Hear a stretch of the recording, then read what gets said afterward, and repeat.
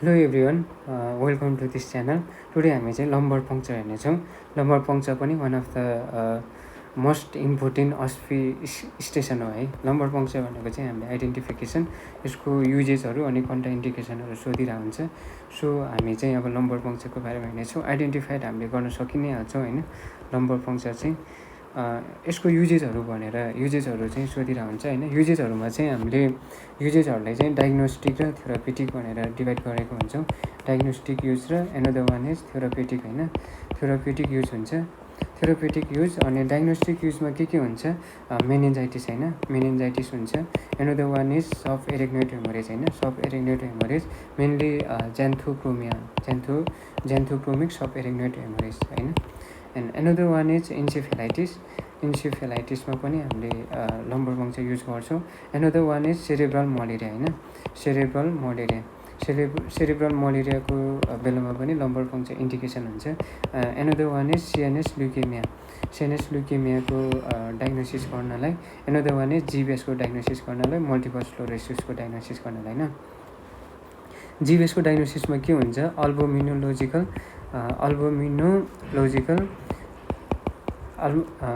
अल्बुमिनोसाइटोलोजिकल dissociation हुन्छ होइन. अल्बुमिनोसाइटोलोजिकल dissociation यो चाहिँ ग्रान्ड फाइनलमा न्युरोको केसमा काम लाग्छ. जिबिएस चाहिँ 9 सेममा पढाइ हुन्छ होइन. के हुन्छ, अल्बुमिनोसाइटोलोजिकल डिसोसिएसन हुन्छ होइन. डिसोसिएसन हुन्छ. यसमा पनि इन्डिकेसन हो है. थेरापेटिक भनेको मेनली 2वटा छ. एडमिनिस्ट्रेसन्स अफ केमोथेरापेटिक ड्रग होइन. केमोथेरापेटिक ड्रगलाई चाहिँ एडमिनिस्ट्रेसन गर्नलाई युज हुन्छ. एनदर वान इज स्पाइनल एनेस्थेसियामा पनि युज हुन्छ होइन. के भयो हामी वान्स टाइम हेर्ने हो. डायग्नोसिसको लागि चाहिँ हामीले यहाँ पनि हेर्न सक्छौँ. CNS infection like meningitis encephalitis होइन. मेनिन्जाइटिस इन्सेफेलाइटिसको बेलामा युज हुन्छ.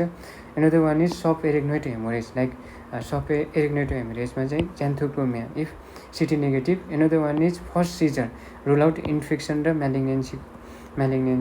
एडिसनल युजेस भनेको डायग्नोस्टिक लाइक मल्टिपल स्क्लेरोसिसमा चाहिँ ओलिगोक्रोनल ब्यान्ड देखिन्छ होइन. And another one is idiopathic intracranial hypertension. थेरापेटिकमा हामीले अलरेडी हेरिसकेका छौँ. Intrathecal chemotherapy and spinal anaesthesia. न कन्ट्रा इन्डिकेसन भनेर के छ. कन्ट्रा इन्डिकेसन चाहिँ डिआइसी पेसेन्टलाई दिनु मिल्दैन होइन. डिआइसी पेसेन्ट एन्ड कोगुलोप्याथी पेसेन्टलाई चाहिँ हामी चाहिँ लम्बर पङ्क्चर गर्नु मिल्दैन. के हुन्छ भने इनकेस चान्स अफ ब्लिडिङको रिस्क हुन्छ. Another one is overlying skin infection छ, जस्तै रिस्क अफ सिएनएस स्प्रेड छ भने पनि दिनु मिल्दैन. ओभरलाइङ स्किन भनेको लम्बर पङ्क्चर त हाम्रो स्किन भयो होइन. अब यो स्किन भयो. अब यहाँ लोकल इन्फेक्सन छ भने हामीले यहीँबाट दिनुपर्छ नि त. स्किन होइन, सुप्रास्पाइनस लिगामेन्ट, इन्फ्रास्पाइनस लिगामेन्ट हुँदै जान्छ. त्यही भएर हामीले स्किनबाट दियो भने यो चाहिँ ट्रान्सफर हुने चान्स हुन्छ होइन. सिएनएसमा स्प्रेड हुने चान्स हुन्छ. सो लोकल इन्फेक्सन छ भने हामीले लम्बर पङ्क्चर दिनु मिल्दैन.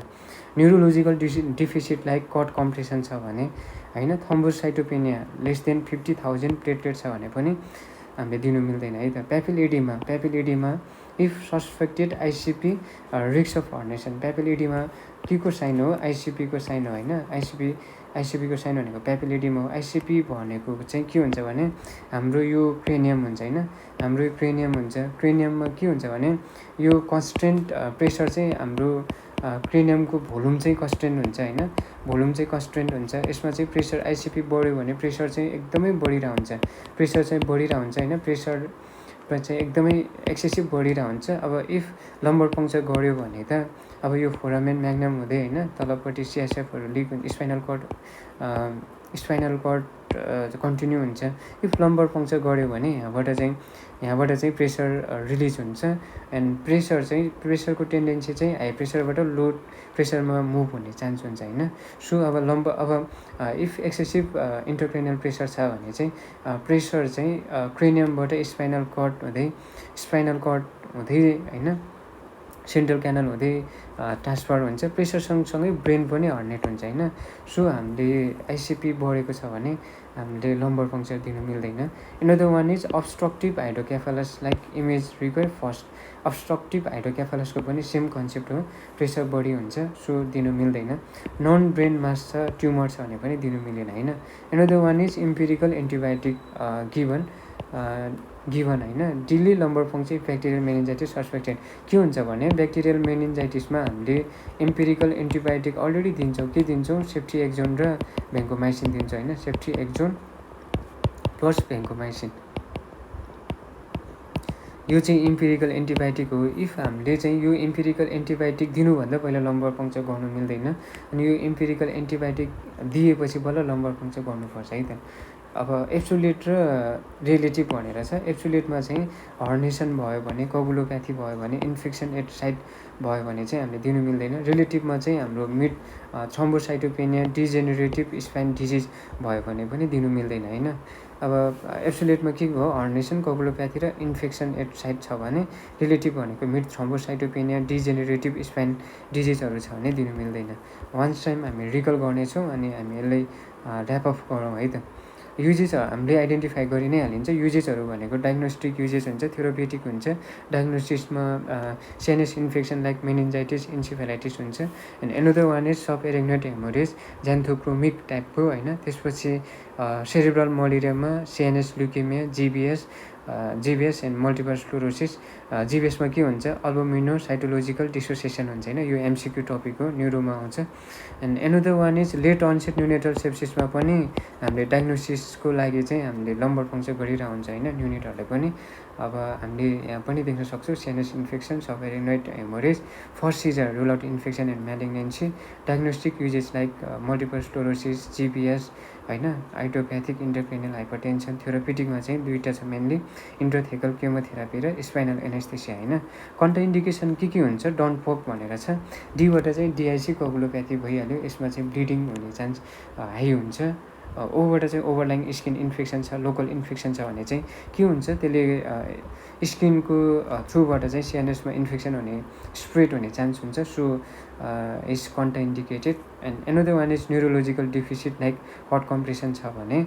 Another one is thrombocytopenia less than 50,000 platelet छ भने।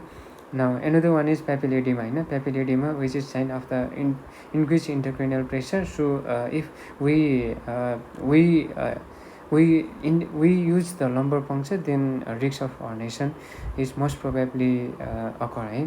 सो चान्स हुन्छ। Obstructive hydrocephalus like imaging require हुन्छ फर्स्ट, त्यही इन्टरक्रेनियल प्रेसरकै कन्सेप्ट हो। नन ब्रेन मास ट्युमर छ भने गर्नु मिलेन। Empiric antibiotic like delay lumbar puncture if bacterial meningitis suspected छ भने चाहिँ पहिला एन्टिबायोटिक दिने, आफ्टर द्याट लम्बर पङ्क्चर गर्ने है त। अब एब्सोल्युटमा के भयो? हर्नेसन, कोगुलोप्याथी, इन्फेक्सन भयो भने हामीले कन्ट्राइन्डिकेटेड हो। एन्ड रिलेटिभमा चाहिँ माइल्ड थ्रोम्बोसाइटोपेनिया, डिजेनेरेटिभ स्पाइनल डिजिज भयो भने चाहिँ हामीले दिनु मिल्दैन होइन। यसको साइट पनि सोधिरहेको हुन्छ। साइट भनेको चाहिँ L1, L3 to L4 भनेको चाहिँ यो एडल्टमा हो होइन, एडल्टमा हो। त्यसपछि हामीले पेडियाट्रिकहरूमा चाहिँ L4 to L5 भनेर याद गर्न सक्छौँ, पेडियाट्रिकहरूमा होइन, चिल्ड्रेन पेसेन्टहरूमा। यसको कन्ट्राइन्डिकेसन भनेको हामीले भइहाल्यो, एनी साइन अफ रेज आइसिपी छ, लोकल सेप्सिस छ, bleeding disorder, spinal cut compensation होइन, बोथ डिफर्मिटेड साइड छ भने। कम्प्लिकेसन भनेको फेल लम्बर पङ्क्चर। अब कम्प्लिकेसन पनि सोध्न सक्छ है, हामी यसमै कम्प्लिट गर्नेछौँ। अब कम्प्लिकेसन के हुनसक्छ? कम्प्लिकेसनमा चाहिँ फेल्ड लम्बर पङ्क्चर हुनसक्छ होइन, फेल्ड लम्बर पङ्क्चर हुनसक्छ। Another one is traumatic lumbar puncture हुनसक्छ होइन। ट्रोमेटिक के हुनसक्छ? लम्बर पङ्क्चर हुनसक्छ, ट्रोमेटिक लम्बर पङ्क्चर हुनसक्छ। एनदर वान इज के हुनसक्छ? पोस्ट लम्बर पङ्क्चर हेडेक हुनसक्छ होइन, पोस्ट लम्बर पङ्क्चर हेडेक हुनसक्छ, लम्बर पङ्क्चर हेडेक हुन्छ होइन, हेडेक हुनसक्छ। Another one is spinal cut compensation हुन्छ। एनदर वान इज के हुनसक्छ? ब्रेन स्ट्रिम हर्नेसन हुनसक्छ होइन, ब्रेन स्ट्रिम के हुनसक्छ? हर्नेसन हुनसक्छ, ब्रेन स्ट्रिम हर्नेसन होइन, ब्रेन स्ट्रिम हर्नेसन हुनसक्छ। Another one is introductions of infection होइन, इन्फेक्सनहरू के हुनसक्छ, इन्ट्रोडक्सन हुनसक्छ। नाउ साइट भनेको चाहिँ L3 to L4 भइहाल्यो होइन, यो भनेको एडल्टमा हो। पेडियाट्रिकमा चाहिँ L4 to L5 हुन्छ। Positions of lumbar puncture can be done in patient sitting or lying down पोजिसनमा होइन, कुन कुन पोजिसनमा, सिटिङ पोजिसनमा र लाइङ डाउन पोजिसनमा, दुइटैमा मिल्छ होइन, सिटिङ पोजिसन र लाइङ डाउन पोजिसनमा हामीले इन्सर्ट गर्नु मिल्छ। एन्ड एनदर वान इज अब हामीले patient is put in left lateral decubitus position with knee down of against belly and head भनेर छ।